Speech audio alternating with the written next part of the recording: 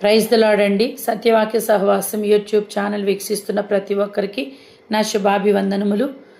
సామెతల గ్రంథము 26వ అధ్యాయము 4-5 వచనాలు. వాని మూడత చెప్పున మూర్ఖునికి ప్రత్యుత్తరం ఇయ్యకము, ఇచ్చిన ఎడల నీవును వానిని పోలియుందు. మొదటిగా మూర్ఖంగా మాట్లాడుతున్న వారి దగ్గరికి వెళ్ళి వారు మాట్లాడుతుంటే మనం సమాధానం ఇచ్చామనుకోండి, మనము కూడా మూర్ఖులమైపోతామని ఇక్కడ చెప్పబడుతుంది. రెండవదిగా వాని మూడత చొప్పున మూర్ఖునికి ప్రత్యుత్తరం ఇమ్ము, అలాగు చేయని ఎడలవాడు తన దృష్టికి తాను జ్ఞానిని అనుకుని. ఇక్కడ రెండండి, ఒకటి ఇవ్వొద్దని, రెండవది ఇవ్వమని. ఎందుకంటే మూర్ఖునికి సమాధానము నీ సొంత మాటలతో ఇస్తే నీవు మూర్ఖుడవైపోతావు.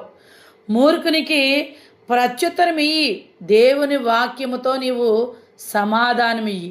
ఎందుకంటే అక్కడ నీ యొక్క నీతిని నువ్వు ఉపయోగించుకోకుండా దేవుని యొక్క నీతి ద్వారా కార్యము జరిగిస్తున్నావు కాబట్టి మరెన్నటికీ అటువంటి మూర్ఖుడు తన నోట నుంచి మూర్ఖపు మాటలు పలకకుండా ఉంటాడు.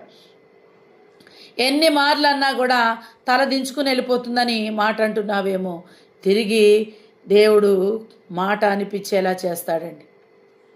ఎందుకంటే వాని మూర్ఖత చొప్పున మూర్ఖునికి ప్రత్యుత్తం. మూర్ఖుడికి కొన్ని సందర్భాల్లో మూర్ఖంగానే, దీన్ని ఏమంటారో తెలుసండి, ముళ్ళును ముళ్ళుతోనే తీయాలని. అలాగని ప్రతిసారి ముళ్ళుతో తీయడానికి వెళ్ళకూడదండి. ప్రేమను ఉపయోగించాలి, కృపను ఉపయోగించాలి. యేసయ్య మన మూర్ఖులంగా ఉన్నప్పుడు ఆయన కృపను ఉపయోగించాడు. కృపను ఉపయోగించి కృపలోనికి మనందరినీ తీసుకొచ్చాడు. కాబట్టి మనము కృపను ఉపయోగించి అనేకులను ప్రభు వైపుకు తీసుకొచ్చుదుముగాక. ఆమెన్.